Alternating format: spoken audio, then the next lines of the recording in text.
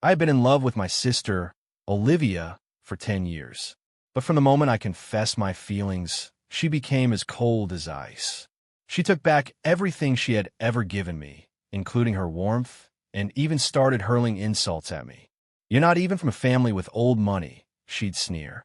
"The Stewarts took you in out of pity, yet you have the audacity to develop feelings for me? You're a charity case trying to punch way above your weight.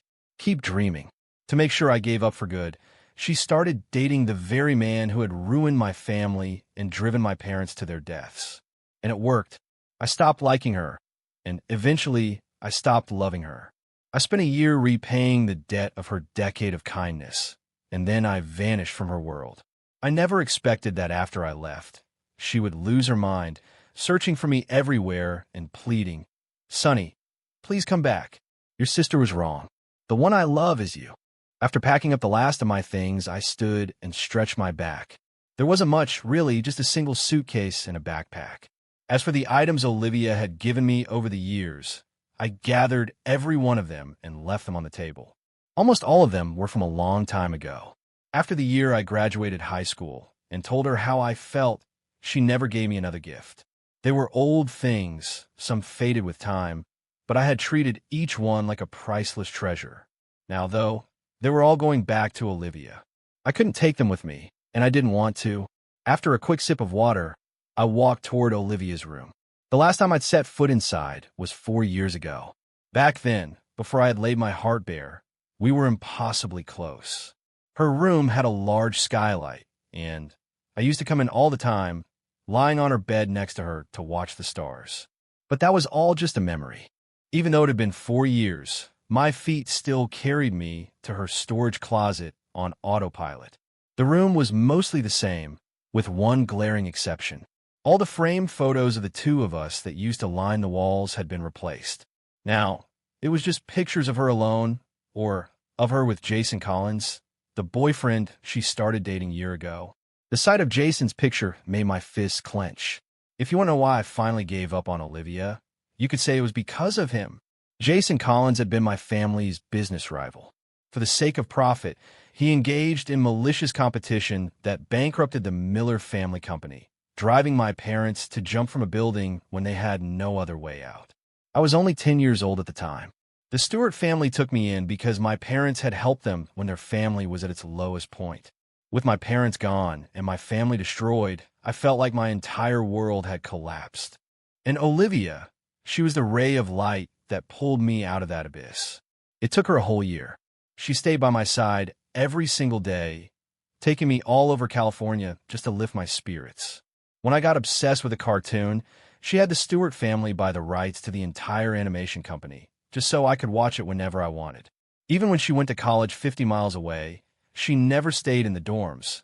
She drove home every single day to be with me. Once, during a major earthquake, the house began to collapse around us. She made it out safely, but she turned right around and ran back inside for me.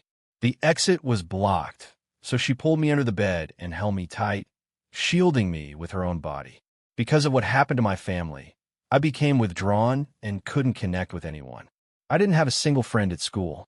I clearly remember Olivia holding me, kissing my cheek, and saying, "Don't be scared, my little sonny." I was in love with my sister for 10 years, but from the moment I confessed, she became as cold as ice. She took back everything she had ever given me, including her warmth. She even hurled insults at me. "You're not even the heir to a fallen fortune. We took you in out of pity, and you dare to have feelings for me. You're a charity case, punching way above your weight. Dream on." To make me give up for good, she started dating the very man who ruined my family and drove my parents to their deaths. And she succeeded. I was in love with my stepsister, Olivia, for 10 years. But from the moment I confessed, she became as cold as ice.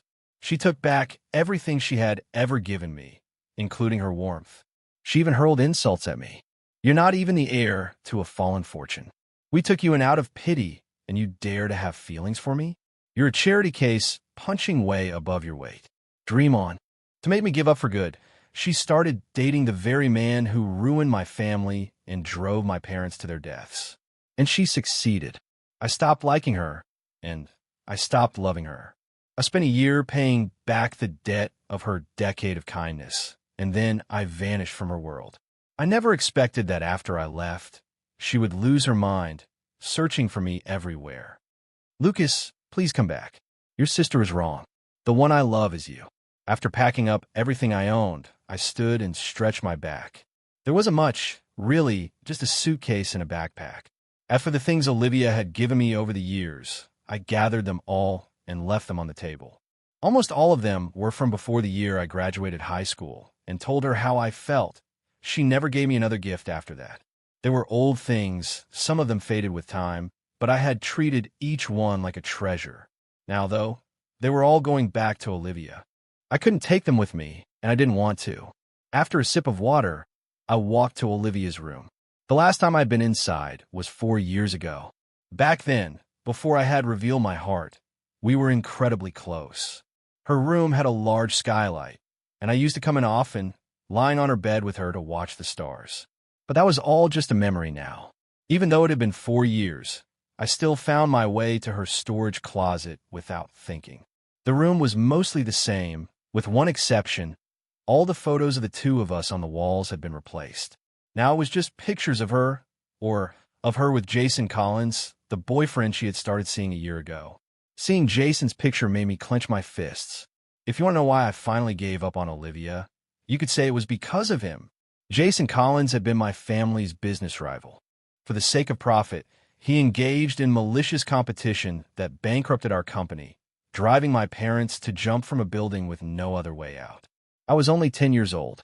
The Stewart family took me in because my parents had helped them when their family was at its lowest point. My parents were gone, my family was destroyed, and for a while I felt like my entire world had collapsed. And Olivia, she was the ray of light that pulled me out of that abyss. It took her a whole year. She stayed by my side every day, taking me all over the place just to lift my spirits. I got into a cartoon, so she had the Stewart family buy the rights to the entire animation company just so I could watch it whenever I wanted. Even when she went to college dozens of miles away, she never stayed in the dorms.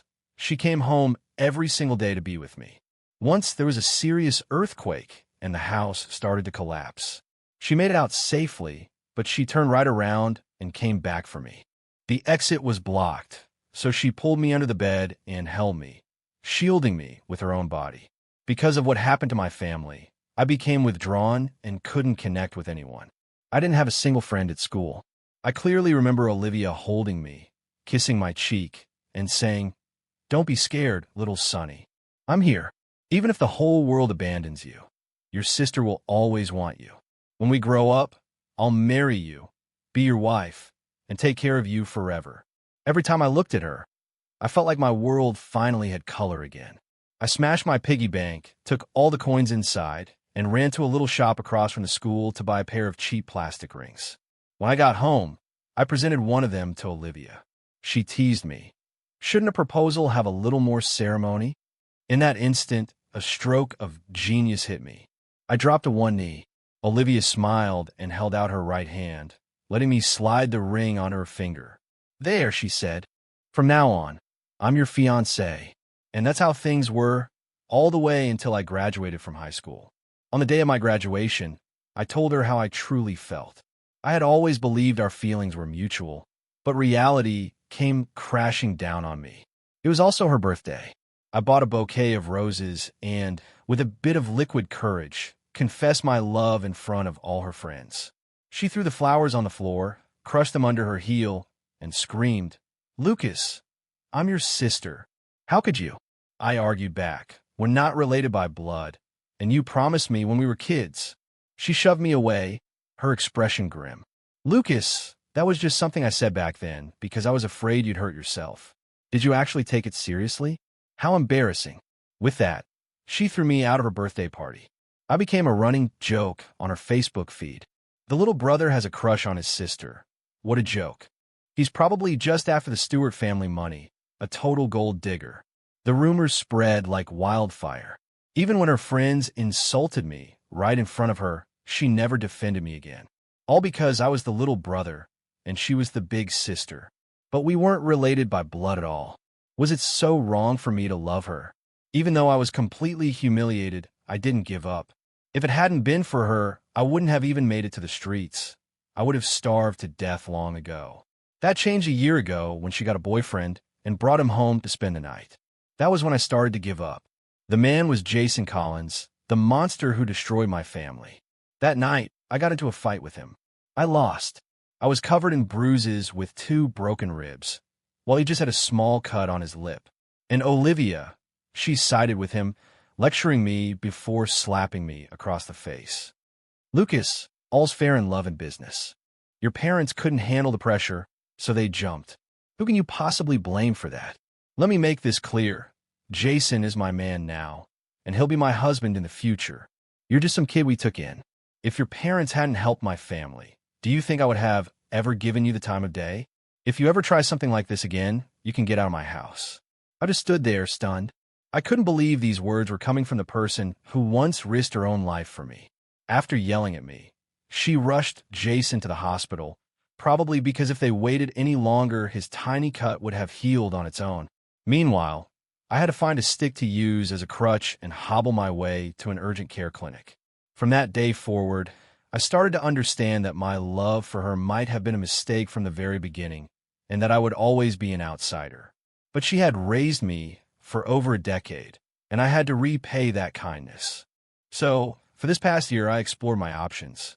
I had always been good with words, so I tried writing. To my surprise, it went incredibly well.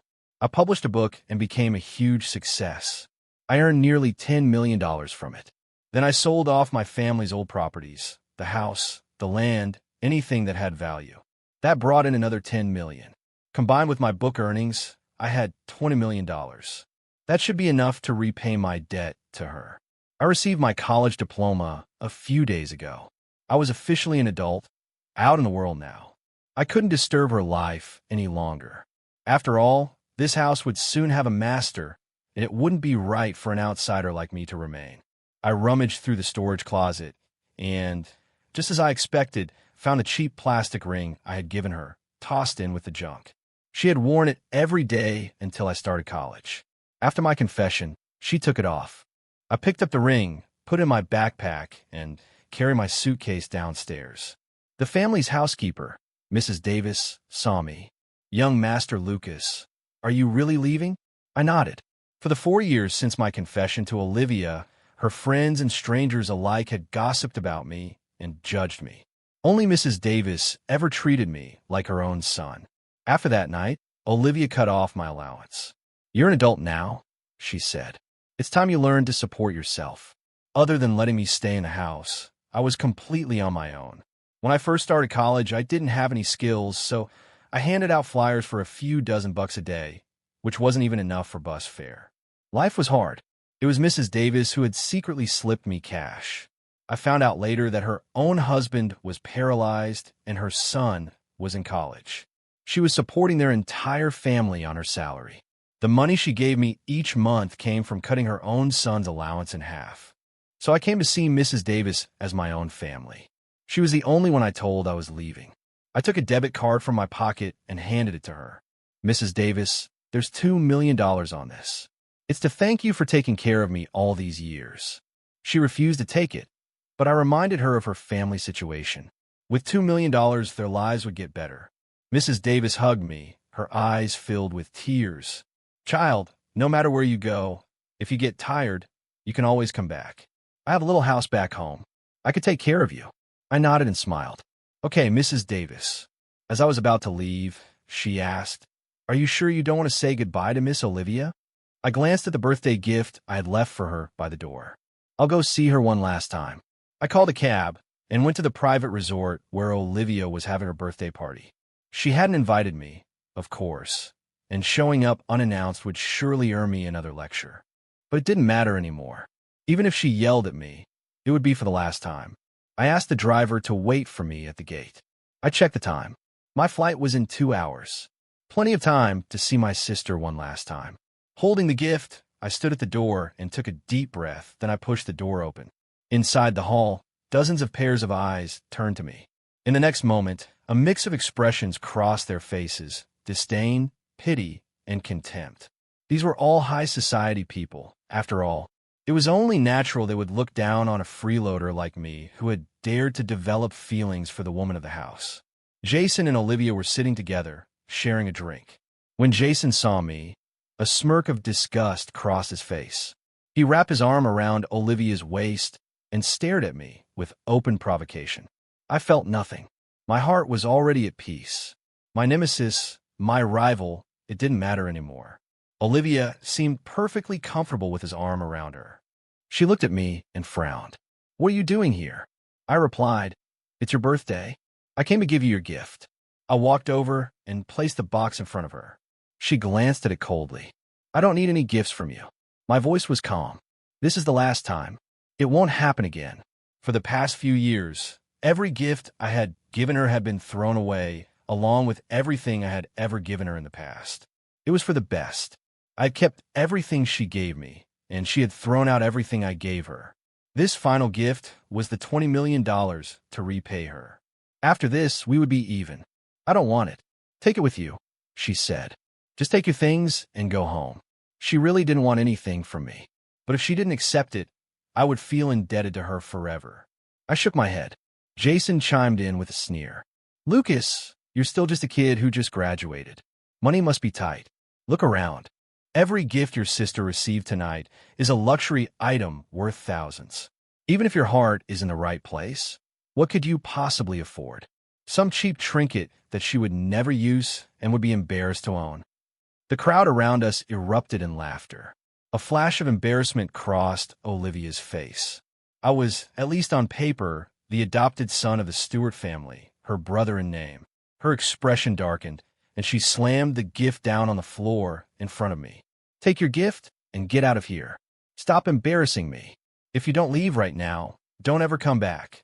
Seeing her rage, the last wisp of affection I had for her evaporated completely.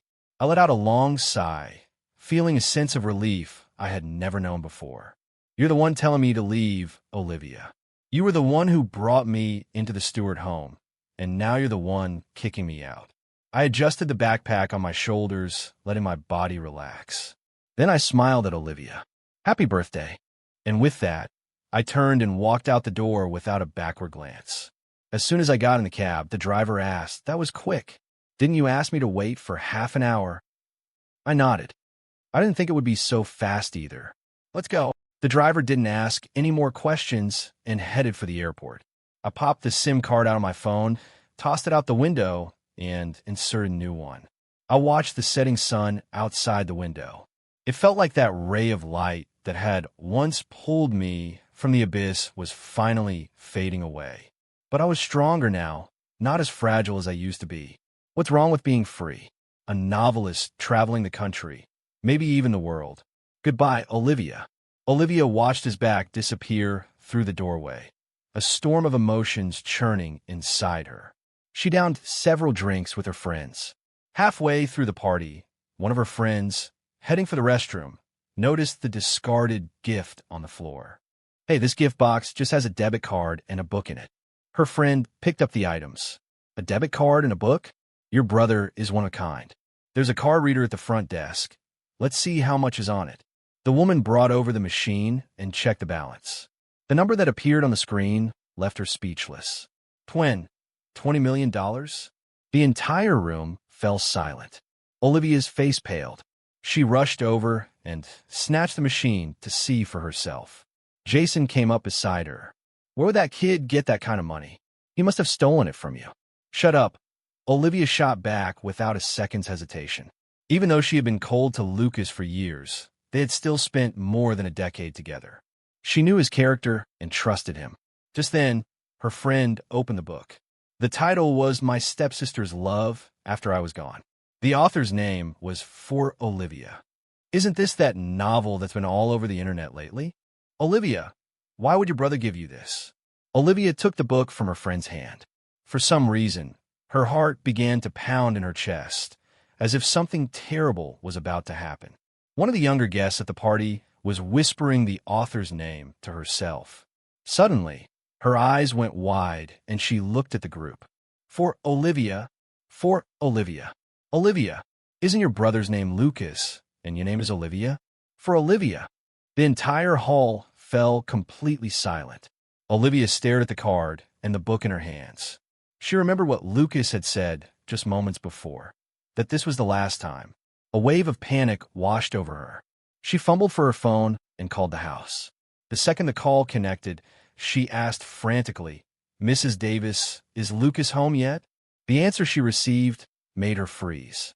"Miss Olivia, I thought he left. His flight was tonight." "What?" Olivia felt like she was about to explode. "Why didn't you tell me sooner?" "Mrs. Davis explained. When he left, he said he was going to see you to say goodbye. Did he not find you?" Olivia's mind reeled. When Lucas had shown up, she hadn't given him a chance to say a single word. How could he have told her? If she had known he was leaving, she never would have let him go. Olivia hung up and immediately tried calling Lucas's number. She called a dozen times, but it never connected. She frantically called Mrs. Davis back. "Mrs. Davis, you have to go to the airport right now and stop him for me." Mrs. Davis sounded helpless. "Miss Olivia, it's too late. His plane is about to take off." Olivia asked, "Do you know where he was going?" Mrs. Davis sighed. "He didn't tell me. I assumed he would tell you, Mississippi." Olivia deflated, slumping into a chair as if all her strength had left her. A flicker of anger crossed her face. "Lucas Miller," she whispered, "how dare you run away?" Jason walked over and put a hand on her waist, trying to comfort her. "Olivia, he's just a charity case. Let him go, it's no big deal. It's your birthday. Later tonight, we can." "Get lost," she screamed. "Who do you think you are?" Olivia slapped his hand away. "Don't forget, you're just pretending to be my boyfriend. Do you really not understand your place? I'm telling you now, if it wasn't for Lucas, I would have destroyed the entire Collins family months ago." Jason's face flushed with shame as he stood there, completely embarrassed. Olivia grabbed her phone and keys and sped toward the airport, running countless red lights along the way. Notifications for traffic violations flooded her phone. She pulled up to the airport and jumped out of her car, just in time to see a plane taking off, flying directly over her head. "Lucas!" she screamed at the ascending plane. Even if Lucas could have heard her, which he couldn't, there was no way for him to get off.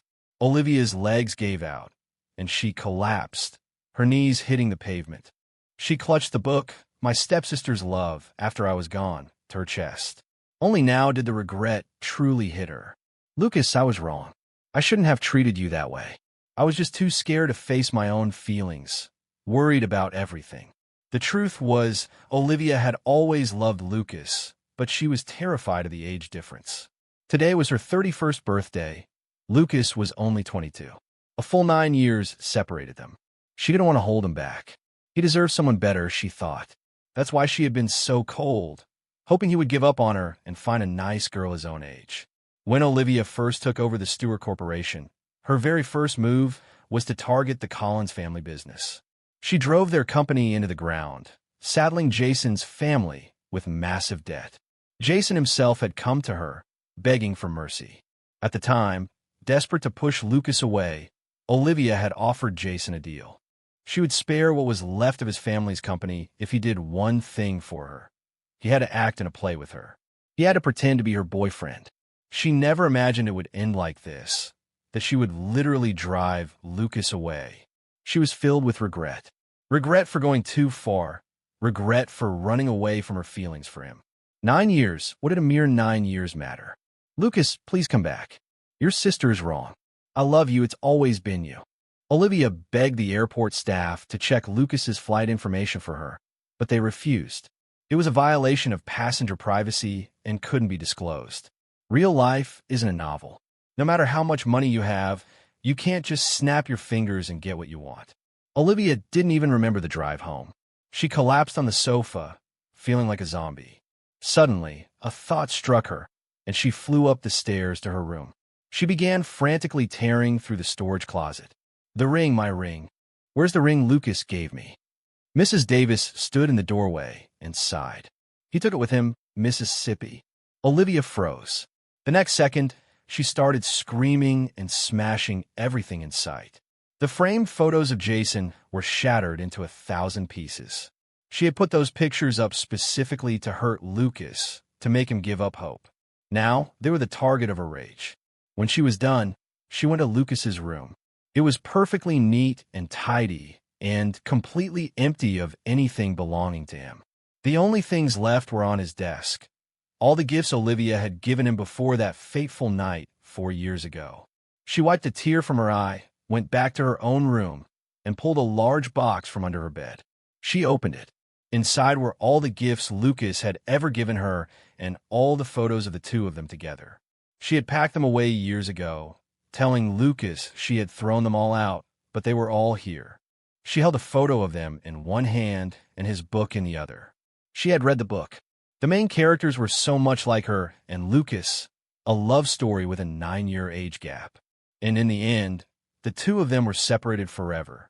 She had never let herself think about it too deeply, but if she had, it would have been so obvious. A story about a 9-year age gap, a title like My Stepsister's Love After I Was Gone, and an author named for Olivia. I'm such an idiot. A complete and total idiot. The clues were so obvious, but she had refused to see them. She had always assumed that once Lucas gave up his romantic feelings, they could go back to being a normal brother and sister. That way, she wouldn't hold him back, and their relationship could return to what it once was.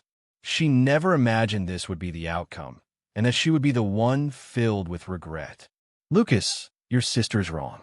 I was so wrong. Mrs. Davis watched her, her heart aching for the girl. They both clearly loved each other, and they weren't even related. What did a few years matter? Why did they have to torture each other this way? Mrs. Davis sighed, then said, Young Master Lucas mentioned he wanted to travel the country. His first stop was Savannah. He said he might stay there for a while. In an instant, Olivia shot up from the bed, the color returning to her face. Mrs. Davis, thank you. I'll double your salary when I get back. No, I'll multiply it by 10.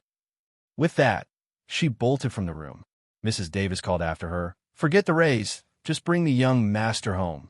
After arriving in Savannah, Lucas found a hotel overlooking the river. After a few days of exploring, he saw he had dozens of messages from his editor, all demanding the final chapter. So early the next morning, he took his laptop to a gazebo by the river. There were a few older men fishing nearby, and some young couples out for a walk. The gentle breeze was perfect for writing. He opened his laptop and uploaded the chapter he had finished the night before. He stared at the final chapters, lost in thought. His book, My Stepsister's Love After I Was Gone, had been running for over half a year and had made his career. The first 8 volumes were already in print. This final volume was just waiting for his ending. He hadn't updated in a few days, and his editor was losing her mind. He had been thinking about the ending, too. He just didn't know how to write it. The hero and heroine of his story had been kept apart by a series of misunderstandings, even though they both loved each other. A part of him really wanted to write a happy ending, where they cleared the air and got together. But then he thought about his own life, and he gritted his teeth. If I can't be happy, neither can you, he muttered to his characters. I'm finishing this tonight.